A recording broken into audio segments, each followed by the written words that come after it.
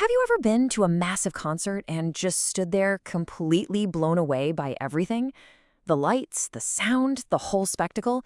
Well, today we're going backstage to figure out exactly how these incredible shows get made. Okay, picture this. You're in a gigantic arena, and it is packed with people. The lights go down, and this massive roar just erupts all around you. It's not even the music yet. It's the sound of 20,000 fans all vibrating with the exact same excitement. And then, bam, strobes start flashing, spotlights are sweeping across the crowd, and these giant screens just explode with color. The show has officially started, and the band still hasn't played a single note. And then the music hits. It's so powerful, you don't just hear it with your ears. You can actually feel the bass vibrating right through your chest. It's this physical, all-consuming experience. You know, it really feels like magic, doesn't it? But it's not. It is a massive, high-tech operation that's part art, part science, and a whole lot of hard work. So how does it all come together? So let's start with the basics. How do they create that incredible sound and those absolutely dazzling visuals? Well, it all comes down to some seriously cool technology. Let's break it down. If you go back to the 60s, when bands first started playing in giant stadiums, the tech was, well, super basic. The sound from the stage was often totally drowned out by screaming fans. But today, it's a completely different story. The goal is to make sure every single person, from the front row to the very back, gets perfectly crystal clear audio. To do that, engineers have to master something called acoustics. Just think about how your voice echoes in an empty gym. Now imagine trying to stop that from happening in an arena filled with 20,000 people. That's the challenge right there. Controlling the sound so it's super clear, not just a big, messy echo. So here's how the sound gets from the artist all the way to you. It starts with a wireless mic, right? This lets the performer run, jump, and dance all over the stage. That signal goes to a digital mixing console.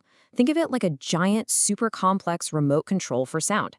That's where engineers balance every single instrument perfectly. And finally, that signal gets sent to these massive speaker arrays hanging from the ceiling, all designed to shower the entire room with perfectly balanced sound. And what you see is just as engineered as what you hear. We're talking giant LED walls, bursts of fire, lasers, even hidden elevators that make performers appear out of nowhere. Every single one of those elements is programmed into a central computer. So every flash and every burst of flame is timed to the millisecond with the music. It's like a high-tech ballet of light and motion. But here's the thing. All this amazing technology doesn't run itself. Nope. It takes a huge, unseen army of experts to make the show happen every single night. Let's meet a few of them. Okay, check out some of these key players. You've got the front-of-house engineer, who's actually out in the middle of the audience making sure the sound is perfect for you.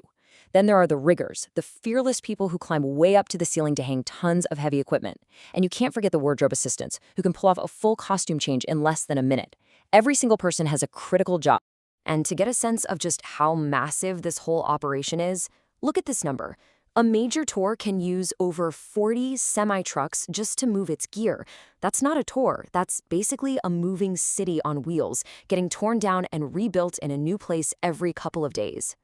But way before the trucks start rolling or the crew even begins to build the stage, the most important work has already started with the artist. The performance you see on show day is really the result of months of intense preparation.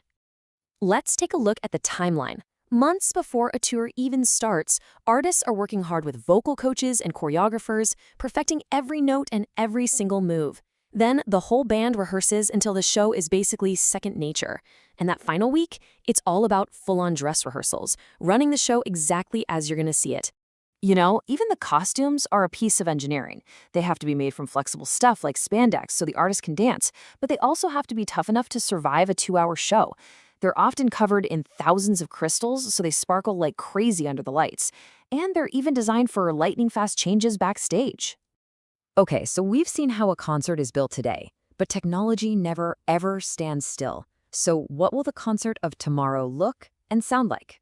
What is next for live music? I mean, how can concerts get even more immersive, more interactive, and even more mind-blowing than they already are?